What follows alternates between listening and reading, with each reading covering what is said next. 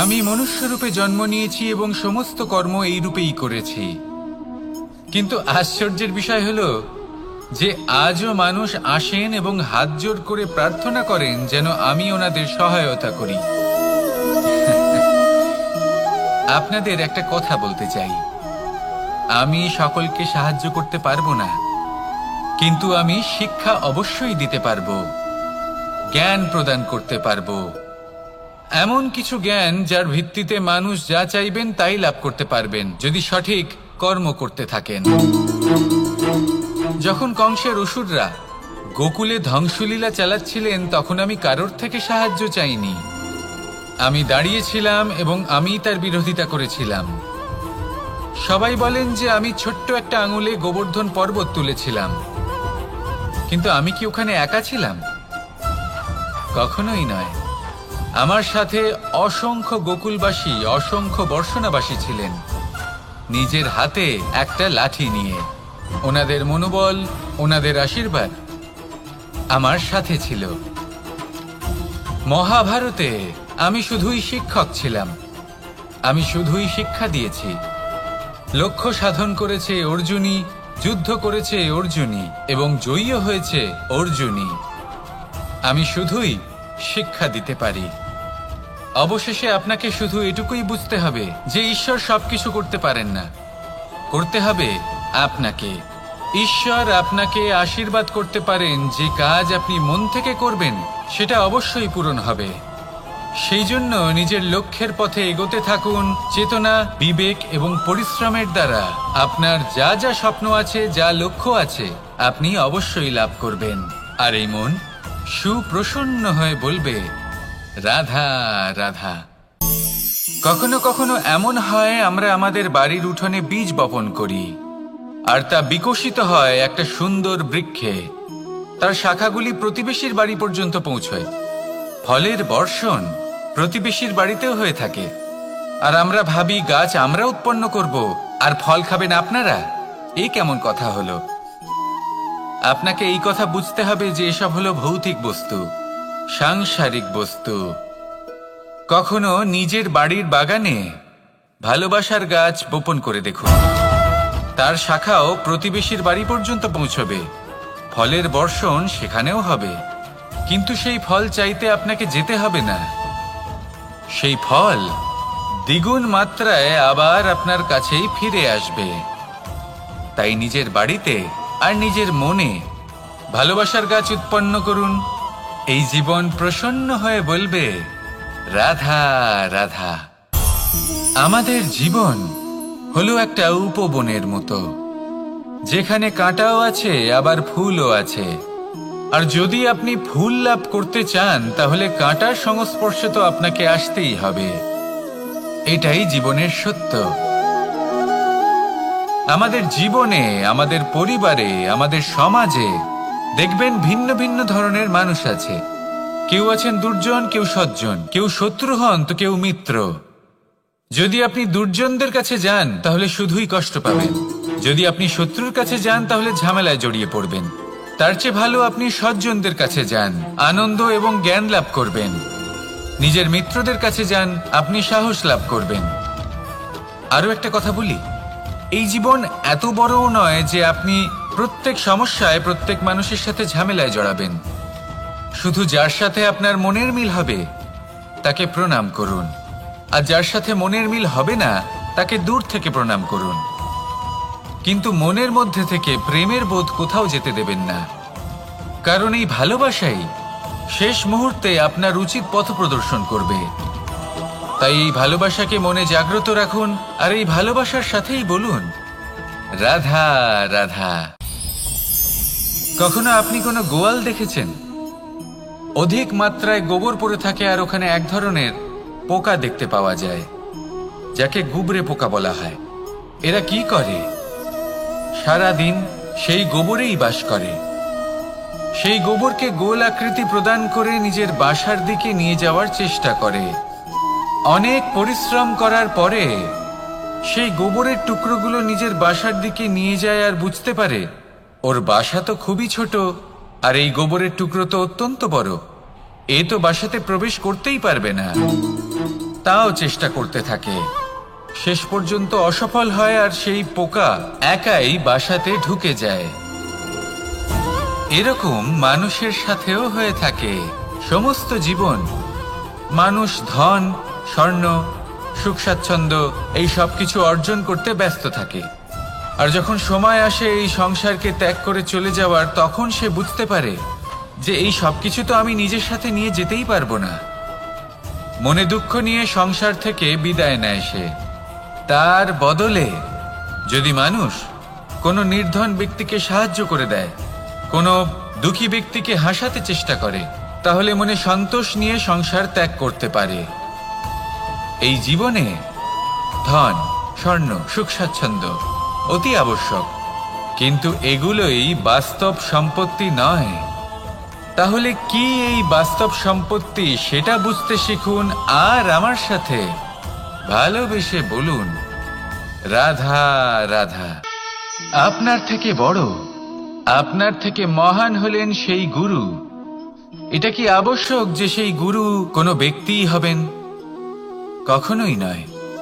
গুরু হলেন একটা তত্ত্ব, গুরু হলেন একটা শক্তি। গুরু একজন ব্যক্তি হলে শুধুই একজনই হতেন, কিন্তু তা নয়। গুরু হলেন একটা অনুভূতি, গুরু হলেন শ্রদ্ধা। গুরু তিনি যিনি আপনার ব্যক্তিত্বের পরিচালক হন। গুরু তিনি যিনি আপনার ব্যক্তিত্বের নির্মাতা হন। আপনি কখন, কোথায়, কোন স্থানে, কি রূপে গুরু লাভ করবেন আর কি শিক্ষা লাভ করবেন, তা নির্ভর করছে আপনার মানসিকতার উপর, যে আপনি সকলকে কিভাবে আপন করে নিতে পারেন। যদি আপনি গুরুকে আপন করতে চান, জ্ঞানকে আপন করতে চান, তাহলে আপনার মধ্যে শ্রদ্ধা জাগ্রত করতে হবে, সামর্থ্য জাগ্রত করতে হবে। আপনি গুরু এবং জ্ঞানকে আপন করে নিতে পারলে তা এমনিই আপনাকে মহান করে তুলবে। তাহলে আসুন আর আমার সাথে ভালোবেসে বলুন, রাধা রাধা। সময় এবং ধন, একটা যা প্রকৃতি আমাদের দান করেন আর একটা যা আমরা নিজেরা অর্জন করি। কিন্তু যখন হারিয়ে ফেলার প্রসঙ্গ আসে, তখন আমরা এই দুই একসাথে হারিয়ে ফেলি। এই সময় যদি আপনি গুনতে থাকেন, তাহলে তা এমনিও নষ্ট হয়ে যাবে, কারণ সময় গণনা করতে আপনি যে সময় ব্যতীত করেন তা তো এমনিই নষ্ট হয়ে যায়। এই সময়কে যদি আপনি একত্রিত করার চেষ্টা করেন, তাহলে তা সম্ভব হবে না। সময়ের বিষয়ে শুধু একটাই কথা বলবো, আপনি যদি একে ব্যবহার করেন তাহলেই জীবনে বৃদ্ধি হবে। ধনের সাথেও এটাই হয়। কথায় আছে যে এই ধনের দ্বারাই ধন অর্জন করা সম্ভব। যদি আপনি এই ধনের যত্ন নেন এবং একে সামলে রাখেন, তাহলে ধন আপনাকে সামলে রাখবে। এবার সময় আমরা প্রচুর পরিমাণে পাই, কিন্তু তার অর্থ এটা নয় যে আমরা তা নষ্ট করি। বাস্তব অর্থে সময় তা অত্যন্ত মূল্যবান। এর সদ্ব্যবহার করা যদি আপনি শিখে যান, তবে এই সময়ও আপনাকে অবশ্যই অতি মূল্যবান করে তুলবে। আসুন আর আমার সাথে ভালোবেসে বলুন, রাধা রাধা। কথায় আছে যে এমন কোনো অক্ষর নেই যার দ্বারা কোনো মন্ত্র হয় না। এমন কোনো বনস্পতি নেই যা নিজেই একটা ঔষধি নয়। পৃথিবীর এমন কোনো ব্যক্তি নেই যার মধ্যে কোনো যোগ্যতা থাকে না। শুধু প্রয়োজন হলো যে ব্যক্তিকে আমরা খুঁজে চলেছি তাকে সঠিকভাবে চিনে নেওয়া। যদি তার যোগ্যতা, তার বিশেষত্ব আমরা বুঝতেই না পারি, তাহলে আর লাভ কি রইল? এই সংসারে এমন অনেক ব্যক্তি রয়েছেন যারা ছোট ছোট অসফলতার কারণে আপনাকে এটা বলে দেবে যে আপনি কোনো কাজের নন, আপনি হলেন মূর্খ, আপনি কিছুই করতে পারবেন না। এইসব কথায় কখনোই বিশ্বাস করবেন না, কারণ আপনি এবং প্রত্যেকটি জীব এই পরমাত্মা এবং এই প্রকৃতির সৃষ্টি, যা অত্যন্ত বিশেষ। যদি আপনাকে উদাহরণ দিই, তাহলে একদিকে আছে তরোয়াল, একটা বড় লম্বা তরোয়াল, যার দ্বারা যুদ্ধ করা যায়, জয়লাভ করা যায়। আর অন্যদিকে রয়েছে একটা ছোট্ট সূচ, কিন্তু যে কাজ একটা ছোট্ট সূচ করতে পারে তা একটা তরোয়াল দ্বারা সম্ভব নয়। এর অর্থ হলো এটাই যে প্রত্যেকটা রচনা অত্যন্ত অমূল্য এবং অত্যন্ত বিশেষ হয়। তাহলে বিশ্বাস রাখুন, যে আপনি অত্যন্ত বিশেষ একজন, আর প্রেমের সাথে বলুন রাধা রাধা। বাল্যকালে যখন আমি মাখন খেতাম, তখন যশোদা মায়ের আমার মাখন খাওয়া নিয়ে কোনো সমস্যা ছিল না। কিন্তু যখন আমি মাখন খেতাম, মাখন চুরি করতাম, তখন যেই প্রকারে বাড়ির পরিচ্ছন্নতা আমি নষ্ট করতাম, তা নিয়ে অবশ্যই যশোদা মায়ের আপত্তি ছিল। আর হবে নাই বা কেন? কথায় আছে যে যদি আমাদের ঘর পরিচ্ছন্ন থাকে, সেখানে লক্ষ্মী বসবাস করে থাকেন, তবেই সেই বাড়িতে সন্তোষ ভাব থাকবে। সেই জন্যই আমাদের যশোদা মা পরিশ্রম করে বাড়ির ভেতর এবং বাড়ির বাহির সবসময় পরিচ্ছন্ন করে রাখতেন। এবার যেইভাবে আমাদের বাড়ি, যেখানে আমাদের পরিবার বসবাস করতেন, সেইভাবেই আমাদের শরীর আর আমাদের আত্মা রয়েছে, যাতে আমরা বসবাস করি। একেও স্বচ্ছ রাখা প্রয়োজনীয়। এবার স্বচ্ছ কিভাবে রাখা যায়? শুধু বাহ্যিক পরিচ্ছন্নতা আর প্রসাধন দ্বারা তা সম্ভব হবে না। জীবনে কিছু কটু অভিজ্ঞতা আমাদের সকলের থাকে। সেই কটু অভিজ্ঞতাগুলির কারণে আমাদের মন, আমাদের আত্মা মলিন হয়ে যায়। এই মালিন্য থেকে আমাদের আত্মাকে মুক্ত করা অত্যন্ত প্রয়োজনীয়। এই স্বচ্ছতা অত্যন্ত প্রয়োজনীয়। আর আমাদের এই মন মালিন্য থেকে মুক্ত হতে পারে শুধুমাত্র প্রেম এবং করুণার দ্বারা। তাই সকলকে ভালোবাসতে থাকুন আর মনের মধ্যে করুণার বোধ জাগ্রত করুন। কারণ যেইভাবে বাড়ি পরিষ্কার থাকলে তাতে লক্ষ্মী বসবাস করেন, সন্তোষবোধ বজায় থাকে, সেইভাবেই যদি মন স্বচ্ছ থাকে, তাহলে তাতে সন্তোষও থাকবে, শান্তিও থাকবে। তাহলে ভালোবাসতে থাকুন, মনের মধ্যে করুণাবোধ জাগ্রত করুন, আর আমার সাথে ভালোবেসে বলুন রাধা রাধা। আপনি কখনো রেশমের কীট দেখেছেন?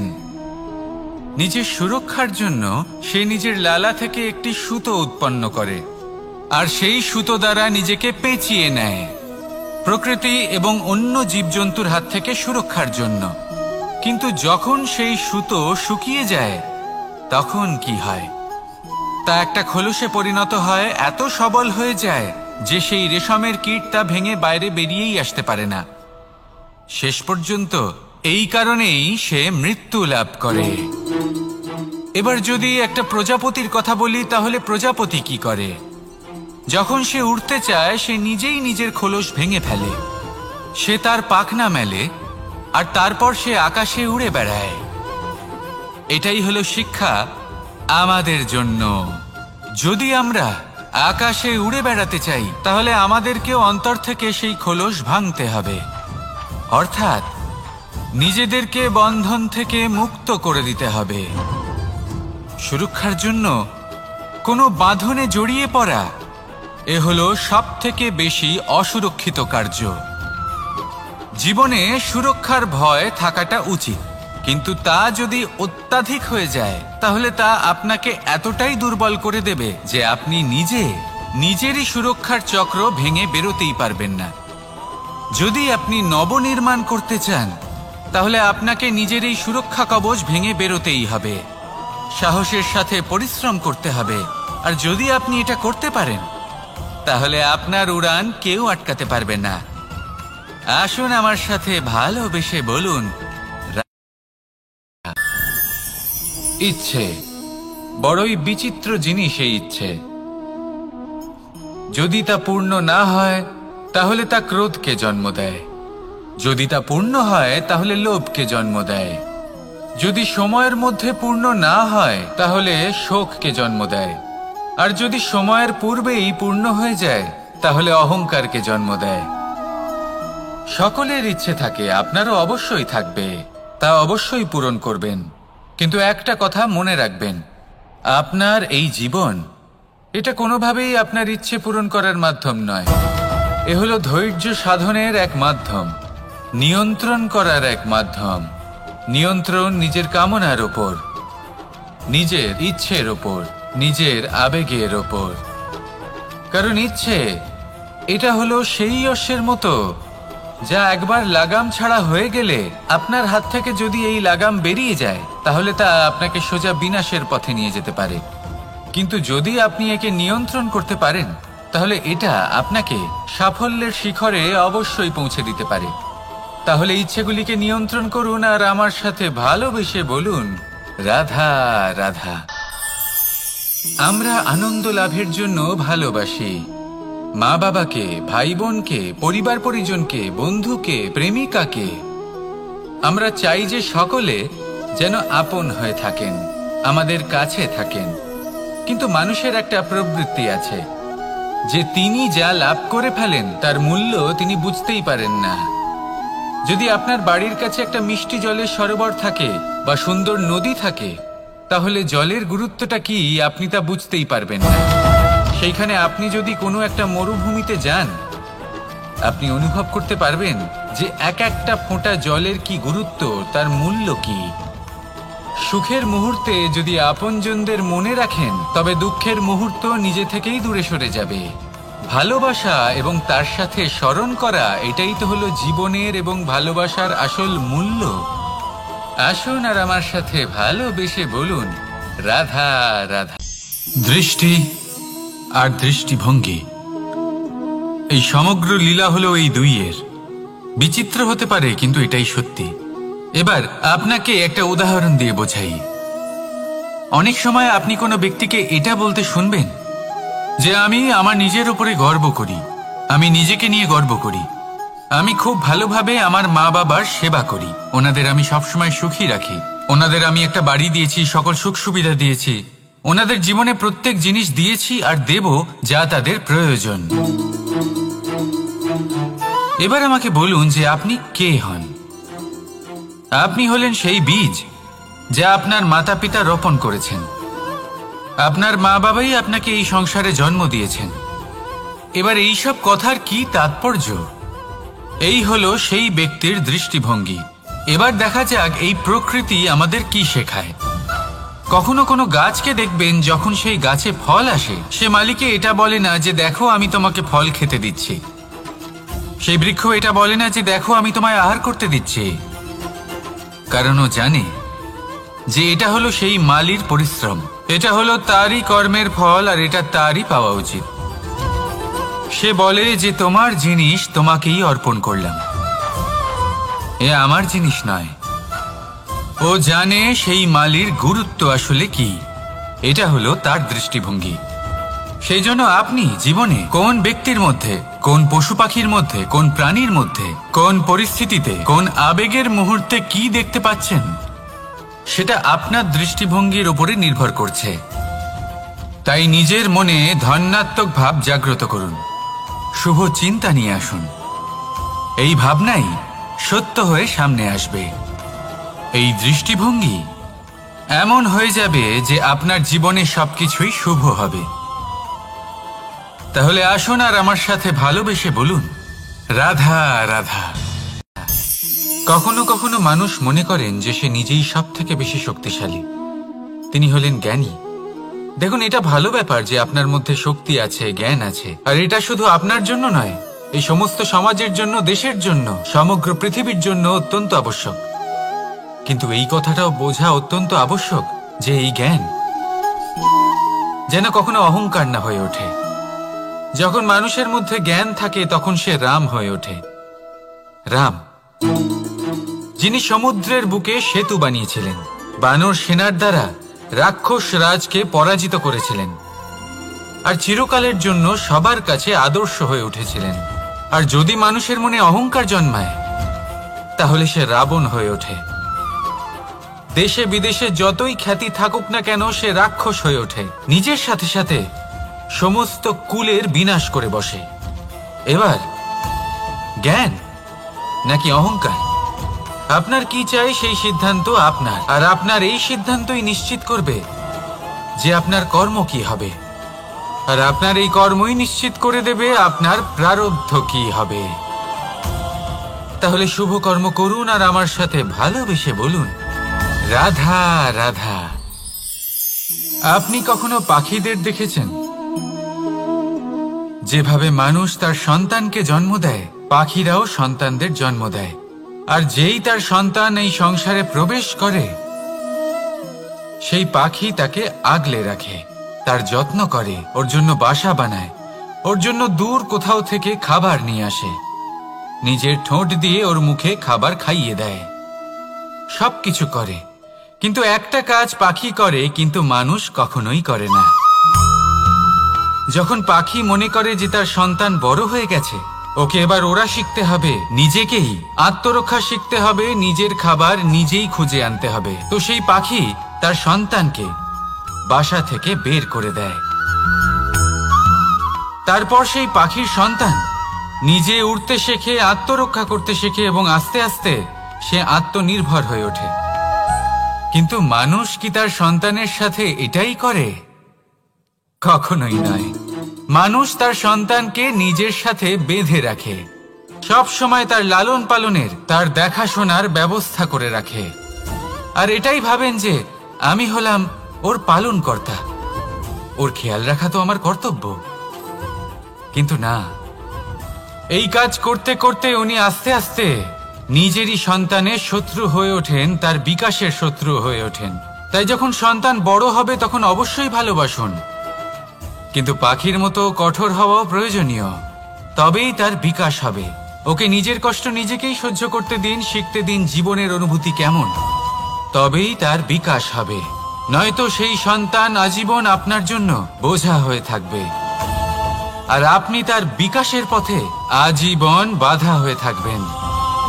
আর আমার মনে হয় না আপনি সেটা চাইবেন, তাই তো? আসুন আমার সাথে ভালোবেসে বলুন রাধা রাধা। জীবনে শিখরে পৌঁছানোর জন্য মানুষের কি প্রয়োজন হয়ে থাকে? সিঁড়ির। কিন্তু তাও প্রত্যেক মানুষ, প্রত্যেক ব্যক্তি শিখরে পৌঁছতে পারেন না। এর কারণ কি? কারণ একটা হতে পারে যে মানুষ কল্পনা করতে থাকেন কিন্তু সিঁড়ি খুঁজে পান না। কিছু মানুষ খুঁজে নেন কিন্তু তা পেয়ে এতটাই প্রসন্ন হয়ে যান যে তারপর আর কোনো কর্মই করেন না। খুব সোজা ব্যাপার। অনেক মানুষ সিঁড়ি খুঁজে পান না, আর যদি পেয়েও যান তাও যতক্ষণ না তাতে চড়ছেন সেই শিখরে পৌঁছবেন কি করে? যতক্ষণ না আপনি পরিশ্রম করছেন, যতক্ষণ না সেই সিঁড়িতে আপনি চড়ছেন, যতক্ষণ না ক্লান্ত হচ্ছেন, আপনার পায়ে হাঁটুতে ব্যথা না হচ্ছে, ততক্ষণ এই শিখরে পৌঁছানোর সৌভাগ্য লাভ করতে পারবেন না। তাহলে কল্পনার সাথে কর্ম করুন, পরিকল্পনার সাথে পরিশ্রম করুন, সব কিছু পাবেন। আসুন আমার সাথে ভালোবেসে বলুন রাধা রাধা। সুখ আর অভিজ্ঞতা, এই দুই জীবনে একসাথে কখনোই আসে না। মনে রাখবেন, যেখানে সুখ থাকে সেখানে অভিজ্ঞতা থাকে না। আর যখন এই সুখ আমাদের জীবন থেকে দূরে চলে যায়, তখন আমাদের জীবনে আসে এই অভিজ্ঞতা। পরমাত্মা, প্রকৃতি, নিয়তি এই অভিজ্ঞতাকে আমাদের জীবনে পাঠান যাতে আমরা একটা অত্যন্ত গুরুত্বপূর্ণ শিক্ষা, একটা জ্ঞান প্রাপ্ত করতে পারি। এই অভিজ্ঞতা আমাদের শেখায় যে অতীতে এমন কি হয়েছিল যা আমাদের করা উচিত হয়নি। আমাদের শেখায় ভবিষ্যতে এমন কি আছে যা আমাদের করা উচিত আর কি করা উচিত নয়। দেখতে গেলে এই অভিজ্ঞতা আমাদের সেই শিক্ষা দেয় যার জন্য আমরা সুখের দিকে উচিতভাবে অগ্রসর হতে পারি। সেই জন্য জীবনে যখনই দুঃখ আসবে, দুঃখের এই সময় আসবে, তখন হতাশ হবেন না। বোঝার চেষ্টা করুন এই পরিস্থিতি কেন এসেছে, কি শিক্ষা দিতে এসেছে। যদি আপনি সেই জ্ঞান লাভ করেন, সুখের পথে অগ্রসর হন, তাও উচিত রূপে, তাহলে এই অভিজ্ঞতার উদ্দেশ্য পূরণ হয়ে যায়। তাহলে আসুন আর আমার সাথে ভালোবেসে বলুন রাধা রাধা। প্রতিশোধ অথবা কাউকে দুঃখ দেওয়ার ভাবনা, যদি এটা আপনার মনে থাকে তাহলে আপনি নিজের মনেই যন্ত্রণার একটা বিশাল বৃক্ষ রোপণ করছেন, এটা মনে রাখবেন। কারণ কাউকে দুঃখ দেবার এই ভাবনা, এটা হলো সেই বীজ যা আপনার মনেই পতিত হবে, আপনার মনেই অঙ্কুরিত হবে, আর আপনার মনেই একটা বিশাল বৃক্ষরূপে বেড়ে উঠবে। জীবন আপনার, কর্ম আপনার, কাউকে দুঃখ দেবার ভাবনা আপনার ছিল, এই বৃক্ষ হলো আপনার, তাই এর ফলও আপনিই পাবেন, যা গ্রহণও আপনাকেই করতে হবে। মনে রাখবেন, যে মানুষ এটা ভাবে যে আমি ওকে দুঃখ দেব, ওকে কষ্ট দিতে চাই আমি, সেই মানুষই দুঃখ আর কষ্ট পেয়ে থাকে। যদি সেই জায়গায় আপনি এটা ভাবেন যে আমি কাউকে সুখী করে তুলতে চাই, কাউকে সুখ প্রদান করতে চাই, তাহলে তারও বীজ আপনার মনেই রোপণ হবে, বৃক্ষে পরিণত হবে, যার ফলও আপনিই পাবেন। এখানে বিষয়টা হলো শুধু মানসিকতার চিন্তা, যা সত্য হয়ে আপনার সামনে আসে। তাহলে এই মানসিকতা শুভ করুন, সবার জন্য মঙ্গল কামনা করুন। অন্যের মনে আপনার জন্য ভালো চিন্তা থাকুক বা না থাকুক, আপনি সবার জন্য শুভ চিন্তা করে কর্ম করতে থাকুন, তাহলে আপনার সাথেও ভালোই হবে। তাহলে আসুন আর আমার সাথে ভালোবেসে বলুন, রাধা রাধা। আমরা সকলে চাই আমাদের জীবনে সাফল্য আসুক। আমরা চাই যে এই সংসারে আমাদের খ্যাতি ছড়িয়ে পড়ুক। আমরা চাই যেন আমরা আলোচিত হই। কিন্তু শুধু চাইলেই কি যায় আসে? যদি এই সংসারে আলোচিত হতে হয়, তাহলে পরিচিত হতে হবে পরিশ্রমের দ্বারা। যতক্ষণ না আপনারা পরিশ্রমের সাথে পরিচিত হবেন, সাফল্যের সাথে পরিচিত হবেন না। সংঘর্ষ করতে হবে প্রতিদিন, প্রতি বছর। জীবনের সব পরিস্থিতিতেই হয়তো নতুন নতুন বাধা আসবে, নতুন নতুন বিঘ্ন ঘটবে। কিন্তু এটা আবশ্যক নয় যে সমস্ত বিঘ্ন বিনাশের জন্য আসবে। কিছু বিঘ্ন আপনার পথ প্রশস্ত করার জন্য আসবে, আপনার পথ পরিষ্কার করার জন্য আসবে। যদি আপনাকে উদাহরণ দিই, যখন বন্যা আসে, বাড়ি ঘর ভেসে যায়, তখন আমরা হতাশ হয়ে পড়ি, আমরা দুঃখী হয়ে পড়ি। কিন্তু সেই বন্যাই আমাদের সেই ধরিত্রীকে এত উর্বর করে তোলে যে সেই উর্বর অংশ কাজে লাগিয়ে আমরা সেরকম আরো 10টা বাড়ি বানাতে পারি। তাহলে ধন্যাত্মক থাকুন আর যে কোনো সংঘর্ষের জন্য প্রস্তুত থাকুন। জীবনে অনেক দূর যেতে পারবেন। তাহলে আসুন আমার সাথে ভালোবেসে বলুন, রাধা রাধা। জীবনে কখনো কখনো আমরা সেই পরিস্থিতিতে ফেসে যাই যখন আমাদের মনে হয় যে আমাদের নতুন কিছু একটা করতে হবে, কিন্তু আমরা করতে পারি না। কারণ কোথাও না কোথাও আমরা রীতির দ্বারা আবদ্ধ, আর আমরা সেই রীতি ভাঙতে চাই না। কেবল একটাই প্রশ্ন আসে মনে, আশেপাশের মানুষ কি বলবে, আশেপাশের মানুষ কি ভাববে। আপনাকে একটা প্রশ্ন করি, কারা এই মানুষজন? আপনার জন্মের সময় এই মানুষজন কোথায় ছিলেন? যখন আপনি কোনো সমস্যায় পড়েন, তখন এই মানুষজন কোথায় থাকেন? এগিয়ে এসে কি আপনাকে সাহায্য করেন, নাকি সেই সমস্যার সমাধান আপনি নিজেই করেন? এইসব মানুষজনের চিন্তা ত্যাগ করুন যদি আপনি জীবনে বাঁচতে চান। ভেবে দেখুন জীবনে কি কি শুভ আছে আর কি কি শুভ করতে পারেন। যদি তা স্রোতের বিপরীতে হয়, তাহলে সংঘর্ষ করুন, কিন্তু এইসব মানুষজনের কথা ভাববেন না। ভেবে দেখুন জীবনে আপনি কি কি শুভ কাজ করতে পারেন। এটা ভাবুন যে আপনি কখনো এমন কোনো কাজ করে ফেলেননি তো যার জন্য কারো হৃদয় আহত হয়েছে। শুভর দিকে নিজের চিন্তা কেন্দ্রীভূত করুন, আপনার জীবনে সব কিছু শুভই হবে। তাহলে আসুন আমার সাথে ভালোবেসে বলুন, রাধা রাধা। সমস্যা, কঠিন সময়, সংকট, বিপদ কার জীবনে নেই? প্রত্যেকের জীবনে আছে। কিন্তু আমাকে একটা কথা বলুন, যদি নৌকায় ঢেউকে ভয় পেতে শুরু করে, তাহলে সাগর পার করবে কে? কখনো কোনো ছোট্ট পিঁপড়েকে দেখেছেন, যে আকারে হয়তো ছোট হতে পারে কিন্তু বড় শিক্ষা দিয়ে যায়? কিন্তু আমরা শিখি না। এবার দেখুন একটা পিঁপড়েকে, যে ভোজনের খোঁজে বাইরে বের হয়, একটা ছোট্ট দানা তুলে নেয়।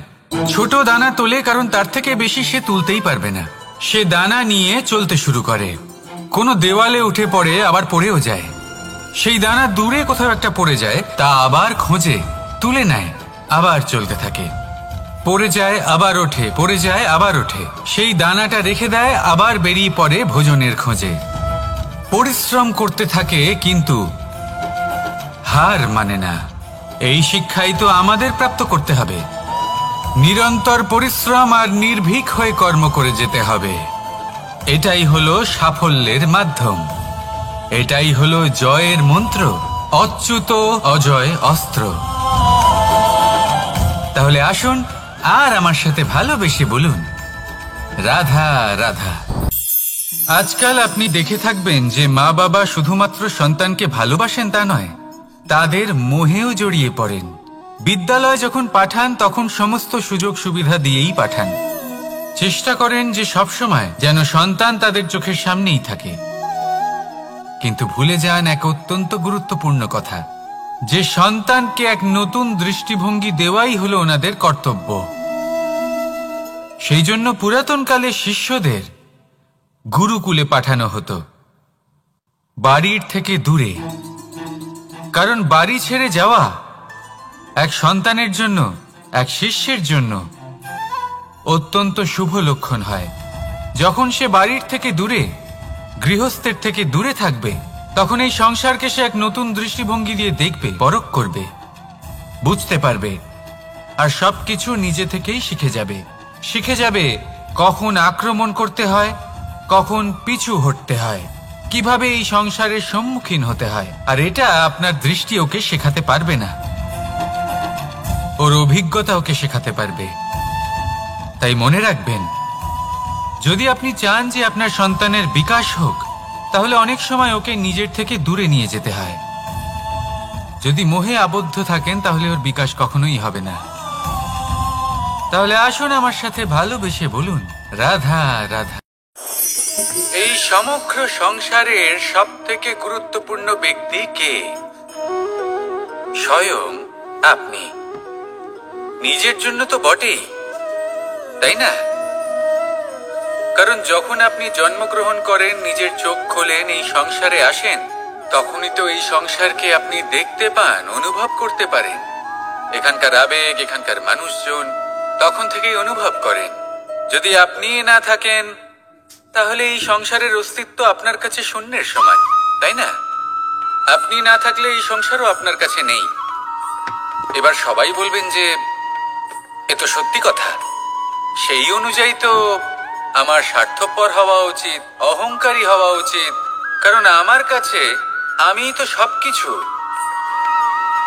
দৃষ্টিভঙ্গি পাল্টে দেখুন, আপনার কাছে সব থেকে বেশি গুরুত্বপূর্ণ ব্যক্তি কে? আপনি নিজেই। সেই মানুষটি কেমন হওয়া উচিত একটু ভেবে দেখুন। সবসময় সকলকে সাহায্য করুন, একসাথে মিলে পরিশ্রম করুন, সাহায্য করুন অন্যদেরকে, এটা অতি আবশ্যক। এবং তার থেকেও বেশি গুরুত্বপূর্ণ হলো এটাই যে আপনার মনে যেন কখনো এই বিষয়ে ভয় না থাকে যে আমি আমার প্রিয়জনদের, আমার কাছের মানুষগুলিকে হারিয়ে ফেলব। এই ভয় কখনোই মনের মধ্যে থাকা উচিত নয়। যদি ভয় থাকে তাহলে থাকুক এই বিষয়ে যে সকল মানুষ আমার জীবন থেকে, আমার থেকে দূরে চলে যাচ্ছেন, তাদের বাধা দিতে দিতে আমি যেন নিজেকেই না হারিয়ে ফেলি, নিজের অস্তিত্বকেই না হারিয়ে ফেলি, নিজের ব্যক্তিত্বকে, নিজের বিচারধারাকে, নিজের করুণার শক্তি না হারাই। তাহলে এই ভয় ত্যাগ করুন আর আমার সাথে ভালোবেসে বলুন, রাধা রাধা। দৃষ্টি আর দৃষ্টিভঙ্গি, এই সমগ্র লীলা হলো এই দুইয়ের। বিচিত্র হতে পারে, কিন্তু এটাই সত্যি। এবার আপনাকে একটা উদাহরণ দিয়ে বোঝাই। অনেক সময় আপনি কোনো ব্যক্তিকে এটা বলতে শুনবেন যে আমি আমার নিজের উপরে গর্ব করি, আমি নিজেকে নিয়ে গর্ব করি, আমি খুব ভালোভাবে আমার মা বাবার সেবা করি, ওনাদের আমি সবসময় সুখী রাখি, ওনাদের আমি একটা বাড়ি দিয়েছি, সকল সুখ সুবিধা দিয়েছি, ওনাদের জীবনে প্রত্যেক জিনিস দিয়েছি আর দেব যা তাদের প্রয়োজন। এবার আমাকে বলুন যে আপনি কে হন? আপনি হলেন সেই বীজ যা আপনার মাতা পিতা রোপণ করেছেন। আপনার মা বাবাই আপনাকে এই সংসারে জন্ম দিয়েছেন। এবার এইসব কথার কি তাৎপর্য? এই হলো সেই ব্যক্তির দৃষ্টিভঙ্গি। এবার দেখা যাক এই প্রকৃতি আমাদের কি শেখায়। কখনো কোনো গাছকে দেখবেন, যখন সেই গাছে ফল আসে, সে মালিকে এটা বলে না যে দেখো আমি তোমাকে ফল খেতে দিচ্ছি। সেই বৃক্ষ এটা বলে না যে দেখো আমি তোমায় আহার করতে দিচ্ছি, কারণ ও জানে যে এটা হলো সেই মালির পরিশ্রম, এটা হলো তারই কর্মের ফল, আর এটা তারই পাওয়া উচিত। সে বলে যে তোমার জিনিস তোমাকেই অর্পণ করলাম, এ আমার জিনিস নয়। ও জানে সেই মালির গুরুত্ব আসলে কি, এটা হলো তার দৃষ্টিভঙ্গি।